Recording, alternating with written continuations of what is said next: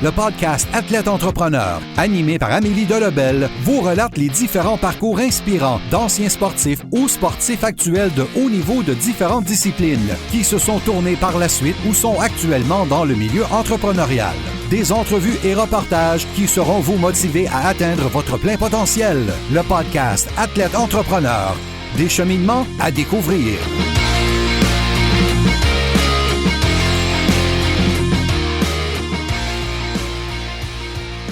Bonjour à tous, ici votre hôtesse Amélie Delebel et je suis très heureuse de vous accueillir sur mon podcast Athlète Entrepreneur pour ce 100e épisode. Oui, Athlète Entrepreneur célèbre son 100e épisode officiel aujourd'hui.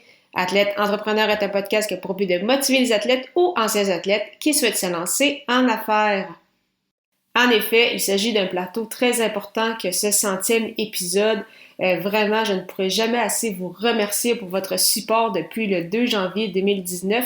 Alors déjà une aventure de plus de 2 ans, sachant que 80% des podcasts ne se rendent pas à la 7e émission.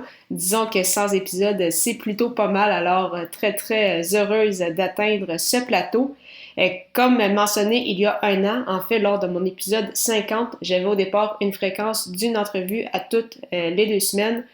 Par la suite, j'ai voulu augmenter la cadence. Alors à ce moment-là, j'ai passé à 1 épisode par semaine. Donc mon podcast qui est passé d'un balado bimensuel à un podcast hebdomadaire.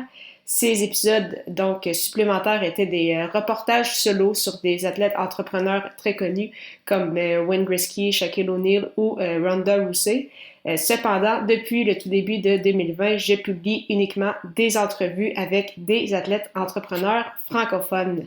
Également, plus récemment, donc en tout début d'année 2021, j'ai lancé un 2e podcast, Les médias sociaux en affaires. Et si ce n'est pas encore le cas, je vous invite à y jeter un coup d'œil au ameliedelebel.com/podcast2, 2 en chiffres. Donc, si ça peut vous intéresser, je vous recommande ce 2e podcast. En lien avec Athlète Entrepreneur, j'ai eu la chance lors de la dernière année de passer sur différents podcasts pour expliquer mon parcours et bien sûr mon balado en tant que tel, donc Athlète Entrepreneur. Si jamais vous souhaitez écouter ces entrevues, je vous invite à l'épisode 271 de l'accélérateur, donc au marcobernard.ca/271, toujours en chiffres. Sur l'Académie du podcast, également animée par Marco Bernard au academypodcast.com/092, ainsi que sur le podcast Mieux penser, agir et vivre, animé par Louise A. Mercier. Donc, je vous invite à écouter au ameliedelebel.com/invité et podcast. Plus récemment, en début d'année, donc également quelques jours après la sortie des médias sociaux en affaires, j'ai eu la chance de passer dans la Voix de l'Est pour justement expliquer mon parcours des 2 dernières années avec Athlète Entrepreneur. Une très belle entrevue que j'ai eu la chance de réaliser avec Michel Tassé. Pour lire cet article, simplement aller au ameliedelebel.com/journal. Pour souligner ce plateau important d'athlètes entrepreneurs, un peu comme je l'avais fait à l'épisode 50, pour ceux qui ne l'avaient pas écouté, simplement aller au ameliedelebel.com/050. Je vous présente un top 5 des épisodes les plus populaires des 2 dernières années. Et comme vous allez le constater, le hockey qui ressort du lot lors de ces épisodes qui ont été les plus téléchargés. Donc tout d'abord, l'entrevue numéro 44, s'impliquer pour les bonnes raisons avec Xavier Boucher qui débute ce top 5. Alors Xavier Boucher, un entraîneur des habiletés qui avait fondé anciennement le camp développement novateur d'athlètes DNA qui s'appelle aujourd'hui Optimize Sport. Donc je vous invite à écouter cet extrait. Depuis que je suis jeune, je sais que c'est ça que je vais faire dans la vie. En fait, c'est ça que je veux faire encore dans la vie. Tu sais, je sais pas si ça va marcher, mais depuis que je suis très jeune, je suis quelqu'un qui étudiait les joueurs puis qui savait exactement tous les joueurs de la Ligue nationale avec leur numéro, leur position puis leur ligne. Donc, les prospects, tout ça. Puis même contre les équipes contre qui je jouais, je me préparais, je regardais leurs vidéos rendues midget. Donc, j'ai toujours été un petit peu craqué par rapport au hockey. Donc, pour moi, ça a toujours été naturel de vouloir coacher. À égalité en termes de téléchargement avec 129, l'entrevue 61 avec Marc-Olivier Groslot, un ancien hockeyeur des Dynamiques du Cégep de Sainte-Foy, des Remparts de Québec et des Stingers de l'Université Concordia, qui a travaillé très étroitement lors de la création de Codebox, une autre belle entrevue.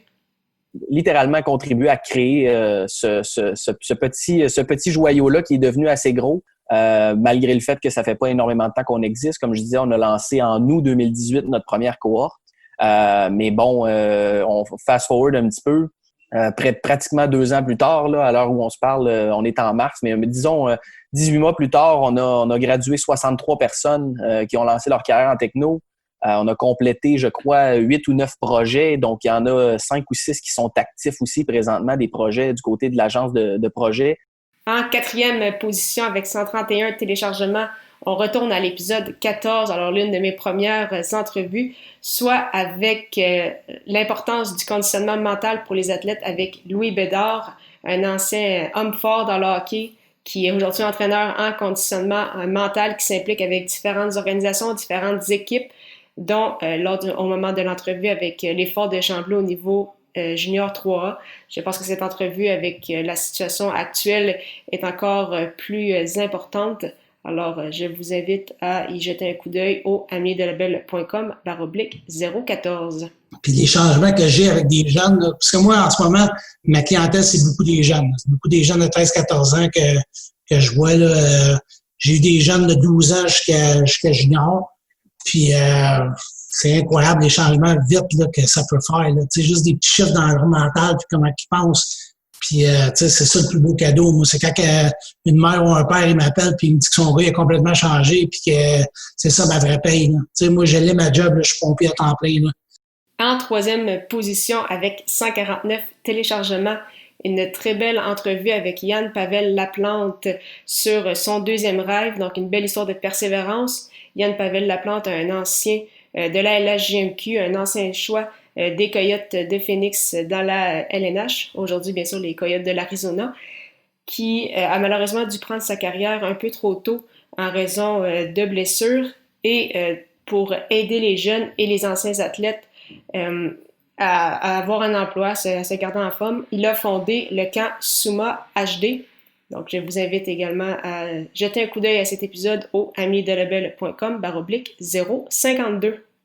On m'a déclaré invalide pour continuer à jouer au hockey. Fait que c'est ça qui a mis fin à ma carrière. Ensuite, il a fallu que j'ai eu un gros questionnement de ce que j'allais faire après, surtout à cause que j'avais vraiment de la difficulté avec mon épaule. Fait qu'il y a beaucoup de choses que je peux pas faire encore.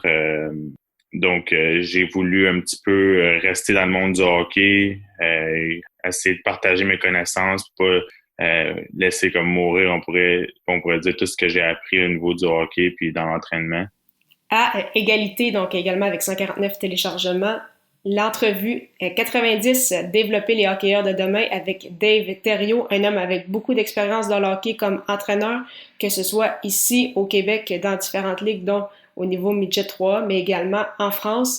Il a fondé il y a quelques années Structure Hockey Thériault, qui est spécialisée en gestion de programmes de hockey scolaire et en développement.